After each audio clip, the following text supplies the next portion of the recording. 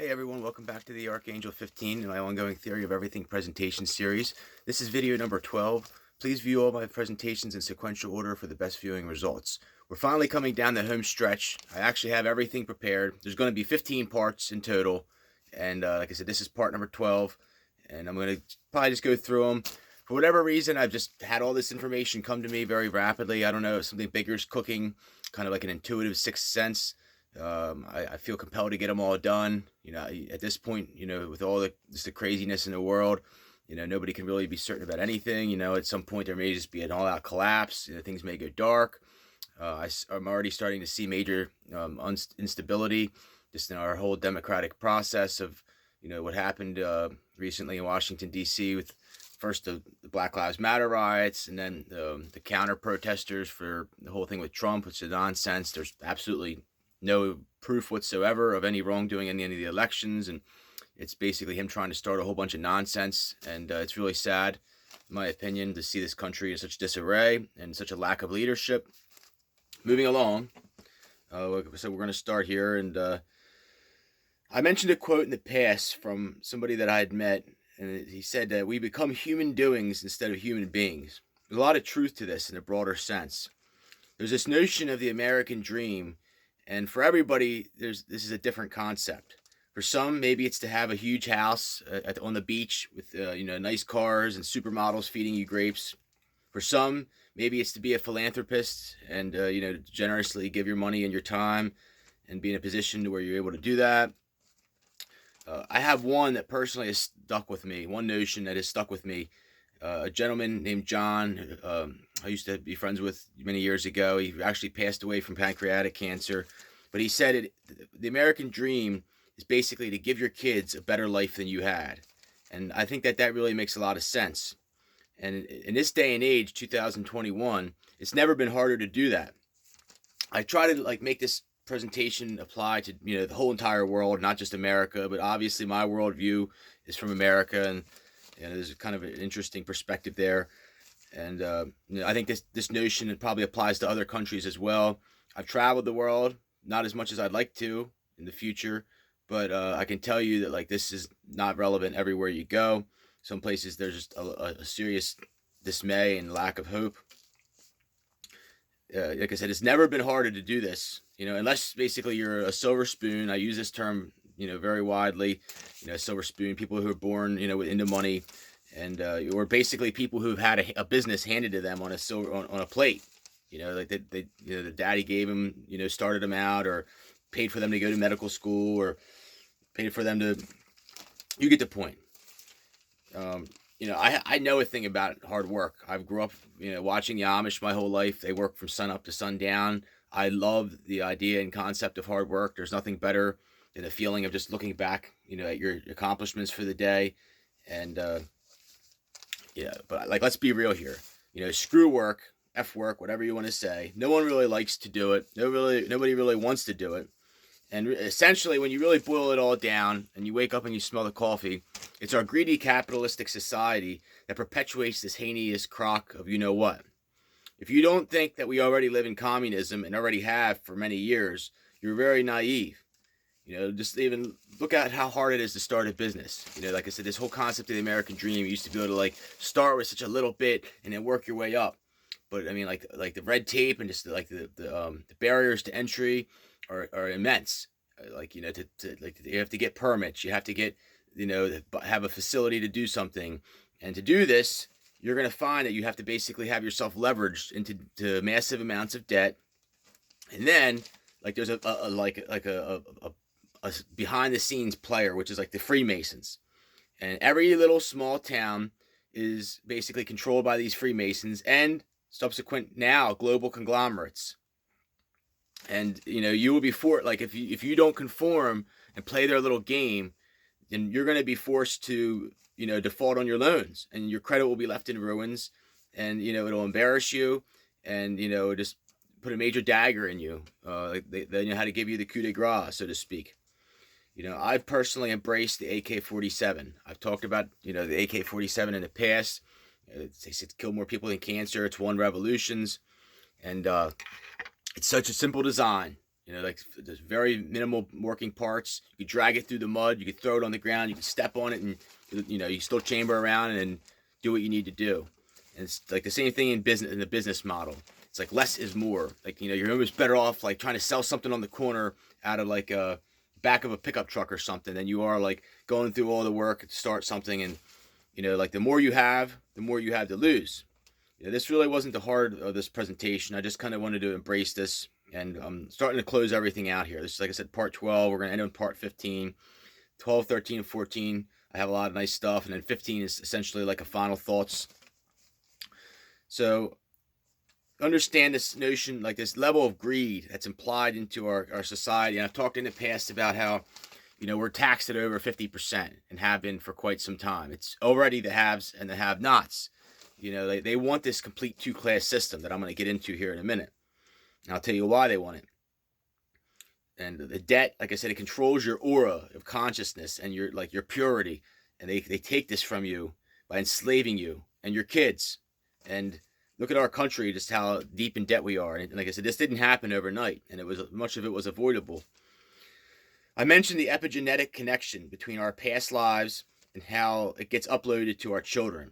When you look at the earliest humans, the Cro-Magnon or Lucy, we have basically deviated so far from our intended functions that God had basically meant for us to fulfill. You know, it has altered our DNA and RNA structure and identity. You know, like we're not like just like I started with. We're human doings instead of human beings. You know, you're working in a cubicle in front of a computer screen. You see little kids that have cell phones now. You know, that's not, I assure you, that's not what God had intended for the human race. And it's just like, you know, more things to give autism, ADD, and just destroy our neurological functions right, you know, before we even get up off the ground. And a side note about DNA and RNA, you know, I encourage new mothers and expecting mothers to breastfeed. You know, there's RNA and chromosomal DNA that is essential for early development in adolescence. You know, like for their brains, like I said, the neurological functions. It is essentially like custom printed food for your child. You know, your mother, like the mother makes it, and then it secretes it for the child. And like, you know, I understand that there's certain reasons why people can't do that. I'm not going to harp on this. I've mentioned it in the past, but there's like a magic aspect to milk. I'm big on the Jersey raw A2 milk. Look up A2 milk. It has casein protein. Casein protein is found in very, very few things. I've been drinking A2 milk for a while now, and I notice a huge difference in my neurological conductivity and just my skin, my hair, other things as well. It's good for your immune system.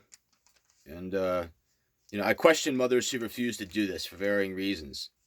You know, just know, like I said, that certain things get secreted into our DNA, and obviously for our RNA and chromosomal DNA. Just know that, like, you know, our accomplishments and our overall level of consciousness serve as a foundry for our genetic coding, and that it gets passed on to our children. Unfortunately, greed is manifested to become a common theme in our genetic reflection. Greedy people will grow up to seek power over their fellow man and to enslave them. It's a very, very common theme. You know, once people get the money, then they like want power, and you know, and it manifests, and then it gets passed on to their kids, and it like destroys this beautiful purity of our field. Where like the golden rule, like is a common theme that Christ talked about, other people have talked about, karmic energy, what have you, and you know, I see a bigger agenda playing out. You know, as society has manifested and our cultural expectations and everything, you know, we already know, like I said, all the answers to all the problems that we face. We already know, you know, what works, what doesn't work. You know, I see like a more desirous, sexually appealing race with mentally sound and, you know, traits and less susceptible to disease, and people that are able to possess regenerative abilities, more like the reptilian agenda, what have you. But this is what's actively going on, and it like implies directly into the cloning thing. And like, you know, I'd probably be right along with it had they not stolen my genetics and kept me, you know, impoverished and made me look like a fool and keep everything I try to do, you know, hindered. It's really, really just irritating to me. And it will fail. I see the bigger picture of like this 1,000-year reign that's rapidly coming to an end, and they know this. And like one thing I have observed over the years is it's interesting when you go fishing. Sometimes you'll catch a big fish that like has very little fight in it, and sometimes you'll catch a small fish that fights with extreme vigor. It's also this way in humans. And understand that just some people just have an immense will to live, and never underestimate the will to live. Also, the regenerative aspect of this as well. Nature has this like this thing where like whenever something happens to it, it heals stronger. Like I talked about this in Suppressed Medical Science, along with a lot of other stuff I mentioned here. But one of my doctors, Dr. Iacomi, one I actually think is a good doctor, talks about he's like real big on this prolotherapy. There's like 3 forms of it. And there's this proton-rich replacement therapy where they actually take your plasma and spin it down and like inject it in. But the regular prolotherapy, they say has like 70%, 75% success rate. He actually, in his practice, has done it thousands and thousands of times and said he's up to like 93, 95% success rate. But like if you take needles and just jam it into the ligament, the tendon, you can do it on your shoulders, you can do it on your knees, you can do it on your hips, you can do it on your wrist, your elbow, anything almost. You can just do it on. And you're only injecting lidocaine, but like it's like if you take a branch on a tree, or like if you're a gardener, I don't know if you are, like even like a tomato plant, and you snap it, or you go and they call it super cropping if you go and squeeze it like until it crunches, and what happens is it like grows like almost like a knot or a ball or like bark there. It heals stronger, and humans do this. If a bone breaks, it'll heal stronger than it was before. So just understand that the will. And how like it's just amazing. Some people have it, some people don't. Also, I talked before this whole like different levels of how long things live when you're looking down. It's really interesting to me how long tortoises and turtles live. Also whales. I've heard like tortoises living like I think 500 years or something like that. Maybe it's because they slow down their metabolic function, something to do with that. And then the whales. It's actually said that there's still whales swimming around with harpoons in them from the whaling days. They live to be that old. Kind of interesting there. There will probably be a war fought over our oceans and fishing grounds as well. I talked about like the numerous things that are probably going to lead to an eventual third world war, or like inevitable conflict. But it's deep when you understand the greed and evil in this world that has metastasized specifically in America. At the cost of innocent nations. Our precious earth. Was not meant to ever be like, this greedy race of white people. We had Native Americans that lived here before, and like the Bavarian Illuminati know this, and like the Chinese know this, and like, nobody's gonna just like, it's one world. When you really get down to it, it's one world. I want to postulate that my own theory is that like, basically, like this is a big one. This is like I'm gonna get into other stuff with this, but I really believe that the U.S. lost the Cold War. Like a long time ago, and basically devised a long-term secession plan many years in the making. And if you understand like China, I really believe that there's like 30 countries that are already owned and controlled by China.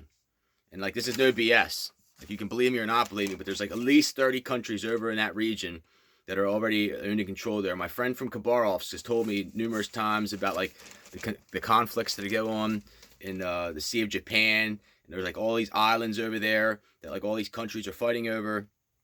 And a side note on Hong Kong. Hong Kong is like, okay, there's like this whole thing on TV, and like you only get one side of it on the news. But Hong Kong, or like basically the Chinese made this deal with the UK.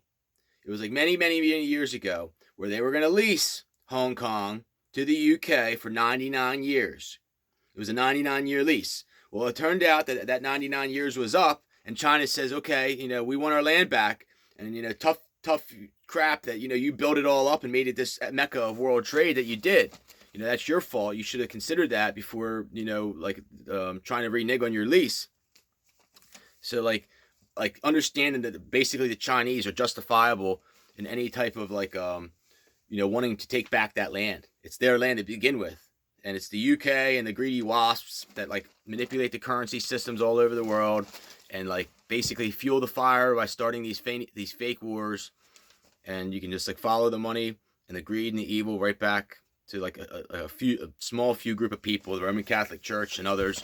And look at countries that have everything, the Lamborghinis, the Ferraris, the BMWs and Mercedes, and then look at poor innocent countries like Africa, and it really puts things in perspective. Okay, so like another thing about warfare, I want to get into like about warfare, like the story of the American Revolution is absolutely beautiful. I'm a huge fan of Washington, and just the story, it was just amazing. I mean, the British Royal Navy was the absolute biggest, best, baddest, Navy in the whole entire world at that point. But understand that they had to make all their cannons, all their mortars, all their gunpowder, have all their food, all their uniforms, all their swords, all their rifles. They had to make them by hand. Then they had to put them on ship. First, cut down trees, make boats, then put all this stuff that they made, along with horses and all the men, and then sailed across an ocean. And then once they got there, then they had to get out and fight. And it really is like just the dynamics have changed, and then essentially America is a sitting duck on this little island controlled by the trilateral thugs. Just look at countries like all the countries that used to fly the hammer and sickle, and this is why I postulate that we lost the Cold War. I mean, there were tons. I mean, there was China, Korea, Kazakhstan, Russia, Ukraine, Armenia, Uzbekistan, Belarus, many more than that even. And the ones that didn't fly the hammer and sickle probably were pretty close to it, and they knew what was going on. There's also this little strip of land that nobody knows about called Kaliningrad that Germany gave to Russia. It's like smaller than Rhode Island, probably, or about the size of Rhode Island. But the U.S. started putting a whole bunch of nuclear weapons in Poland, and so basically Russia said, "We'll Kaliningrad your ass." And they have it's a very, very, very strategic location, Kaliningrad. Look it up if you don't know it. But it's very unlikely I've heard this from numerous people. They paint this picture that we have all this amazing technology and everything, but the truth is it's extremely highly unlikely that we would have ever won any battle against China and Russia. They have 11 time zones now, Russia. When they had all the other countries and Alaska, it was 14 to 15 time zones. I mean, you have no idea how big it is. I have a girlfriend that lives in Khabarovsk, and we're closer, I'm in southeastern Pennsylvania, and I'm by immensely closer to Moscow than she is. It's insane. If you ever read the book, The Art of War, there's this first chapter, it's kind of like a prequel to the whole thing, and it explains that China and Russia would never ever go to war with each other. And it's because they have this deeply genetically ingrained cultural roots together. And you see it when you go over there. And if you go to Kazakhstan, it really puts things more in perspective when you go to Kazakhstan. So, we have an entirely weak society, that's solely relying on China for trade. And then basically China is so amazing, if you read the book The Art of War, they will subdue their enemy without ever fighting a battle. They will defeat you from within, have you divided and conquered, and then cut your trade off, and they won't even need to fire one shot because they can beat you that way. That's how intelligent the Chinese are, and Koreans, and even Japanese, other Asian people as well. Russians, the military stuff's on a whole nother level, and this is where Putin really does deserve a lot of credit. After the fall of the Soviet Empire, he built up their military and really brought them back to be a powerhouse in the world. Fortunately, he has a lot of other roots that I'm not really too fond of, the Zionists and other. I could get into it in another presentation, but moving along, I want to explain. So I went to Ukraine in June 2019, and I want to explain the perfect example of this Russian military strength that existed many years ago is the Russian Woodpecker. And it's dubbed the 8th wonder of the world.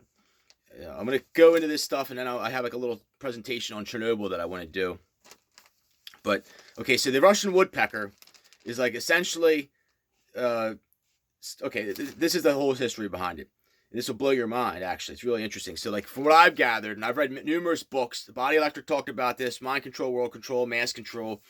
But basically, Nikola Tesla had all these amazing free energy ideas, and he was not able to pursue them with the Zionists. The evil Zionists were like, no, we can't meter this, and we can't keep everybody controlled and enslaved.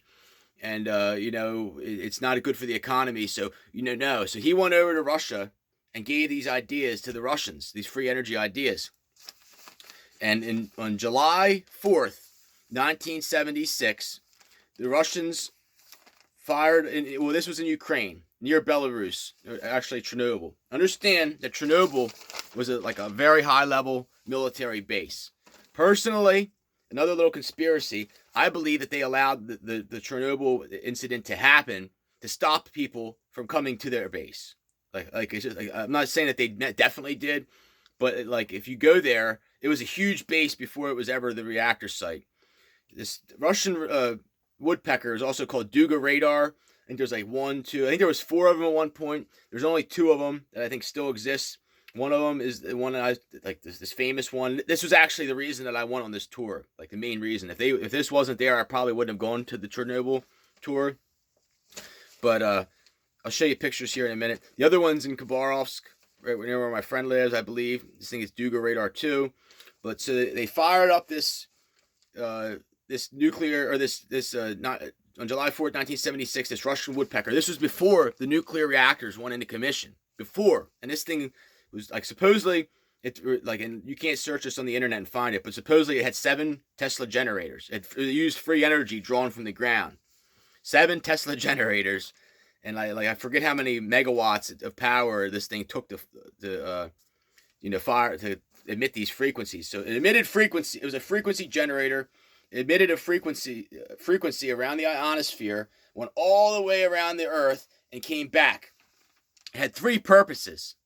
So let me just show you this little horrible diagram of my drawing. So this is the guy at Chernobyl. This is our ionosphere. There's this blanket here. This is the Earth, the crust. Okay, so here's Chernobyl. So it fires this up, and this goes all the way around the Earth, and then comes all the way back. And at any time, if there was a detonation of a ballistic missile, it would have picked it up, and I guess they would have known. How accurate it was, I don't know. But that was just one purpose. Okay, so it was a radar. At the time, the most amazing radar technology that was around. 2, it emitted this ticking woodpecker noise, and it was made to interfere with civilian broadcasts. I've talked, when we were on the tour, there was a guy that used to have a ham radio, and he said, you'd come on at night, at nighttime, you'd go on and it would go, you would interfere with it. And if you turned on AM radio in America back in the 70s, you would hear this. It was well over top of it. No, and they never told anybody this for years. And it's really, really, really interesting. And then number 3, it was advanced psychological warfare. It basically interfered with human brainwave, neurological function, and could almost drive you crazy. I mean, it's tick, tick, tick, tick, tick, tick. So you understand that. And, it's almost like what our 5G towers are doing today. And I told you, I'm not going to mention it in depth because I've already talked a ton about the body electric, but it explains this whole thing. And I'll get into the end goal for humanity. So here now, we go to my little Chernobyl tour.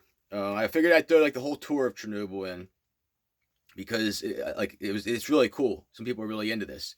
I have a lot more pictures. So sorry for the not having a tablet or printed out pictures. This is an abandoned building. This is outside. And I want to say that everybody there, the tour guides are really nice. Just a beautiful, a great day trip if you ever go to Ukraine. This was probably the coolest thing of all. They took you in to see. This is called swimming pool.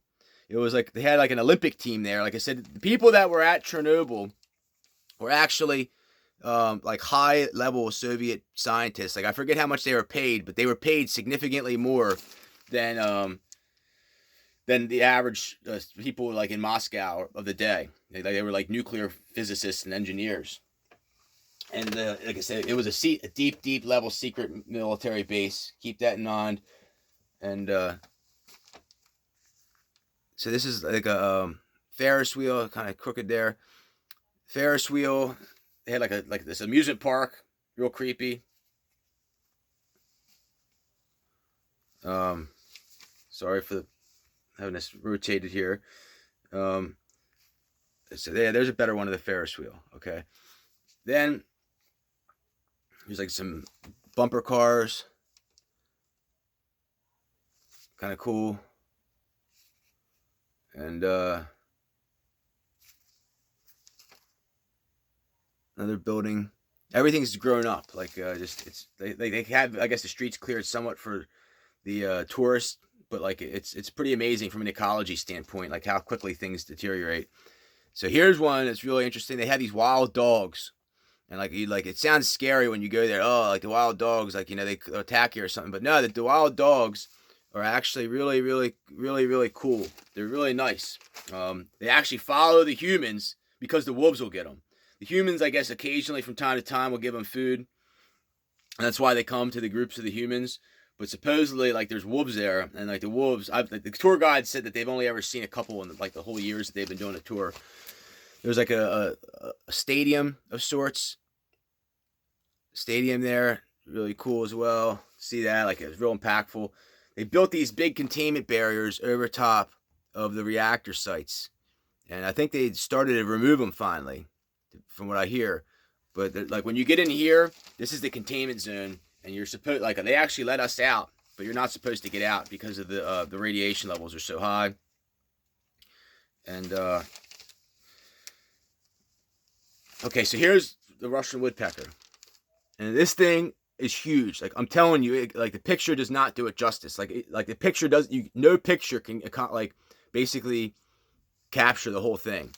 There's me there, and it's really huge. It's really immense, really amazing, and like it's got this really cool look to it, like it's really like futuristic looking almost. Another picture of me. But yeah, they call it the eighth wonder of the world. So when you leave there, you have to go through this device, and it like you wear this like thing. I guess it's the dosimeter type thing. It tells how like much radiation you took in, and you have to go through there. I guess they've had problems with people attempting to get on flights that their radiation levels like were so high from their shoes that like it basically wouldn't, like, it set off alarms. And also of interest is, okay, so you have the ability to rent a Geiger counter. Like in my like you can actually buy one and keep it if you wanted. It's one of my biggest regrets not buying one with everything that I believe is going on now. But like a lot of people had them. Like there's this impactful scene. So we're on a bus. I'm getting ready to end this presentation, and I'll probably go on to my next one. And so you're on the bus. They give everybody a Geiger counter, and they like you put them on, and there's different threshold levels you can have to set it off, and you can like go up to like metal objects or whatever. When you play around with them, do whatever you want when you have them. But like the lady on the tour, she said, okay, pretty soon your Geiger counters are going to start going off. And like you'll be driving, and you hit a certain point, and like not one or two go off. Like literally like all 30, 40 of them instantaneously within 1.5 seconds of each other start going off. Like, and like I believe that this is like how humans will, like, this will happen with humans as well. At some point, like the radiation will just massively kill off a whole bunch of people. They're like, that's just how I believe it'll work.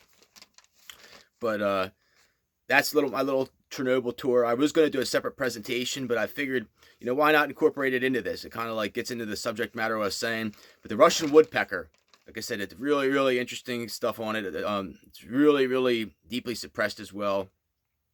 I encourage you to, to get into that. But understand that, like, there's much bigger conspiracies with this whole thing with the electropollution. Like, it's basically what they want to do is, and the Body Electric book talks about this, is to create, the end goal is to create for humanity, is to have everyone become psycho-civilized in a servitude state where, like, they have certain areas where the rich people live that are not hit by this electropollution. And then everybody else is like where the bourgeoisie live, basically are susceptible to having to deal with this. And, it's like a weapon of sorts. And like the electropollution is, like I said, one of the hugest conspiracies of all time. It gets into the whole thing with chemtrails. So there's about 35 to 50 purposes behind the chemtrails. From population control to decreasing intelligence to hiding UFOs, weather modification. But the reason they do it, a lot of it is to like basically the aluminum. I told you about the 1.61 electronegativity rate aluminum has. Well, a lot of what they're spraying is aluminum, and this bioaccumulates in your body. And I surmise that at some point in time, like your body will have so much of this that they could flip a switch, and through like probably Michael Faraday's law of induction, almost like cook you. And like maybe this is what they have in store for the human race. And like they use other heavy metal or heavy highly conductive metals as well. And like I said, it's really, really bad. I could almost prove the existence of this if I had the ability to obtain more scientific testing equipment. But they could basically zap you wherever you are without even doing anything. And they could use this to like in riot control and civil unrest to keep you like I said, psycho-civilized, to basically make you a servile slave. And okay, I'm going to end here. And I'm going to go to my next presentation. This was 12. I may just go right to 13. Thank you, folks, for watching.